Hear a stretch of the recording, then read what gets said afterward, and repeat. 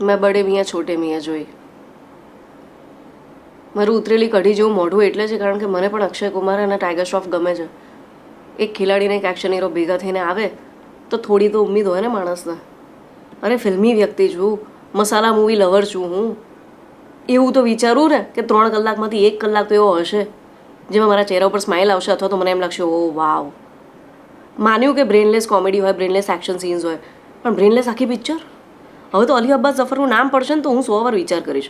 Generally બહુ જ ખરાબ ફિલ્મ હોય ને તો હું એવું કંઈ ટાળી દઉં કે યાર this film could have been better. પણ બડે મિયાં છોટે મિયાં માટે તો મને એવું કહેતા બીક લાગે છે કે this film could have been better. હતું જ શું પિક્ચરની અંદર? ડાયલોગ્સ એ ખરાબ, ગીતો એ ખરાબ, વાર્તામાં તો કંઈ હતું જ નહીં. બહુ સમય બગડ્યો મારો તો યાર. હા, અક્ષય કુમાર પેલા હેરાફેરીનો જમાનો યાદ અપાવે છે 10 સેકન્ડ માટે, અને ટાઈગર શ્રોફની મહેનત પણ છે. પણ આવી પિક્ચર મને નથી લાગતું ગુજરાતમાં બડે મિયાં છોટે મિયાં ચાલે. મેદાન છે ને, મેદાન મારી જશે.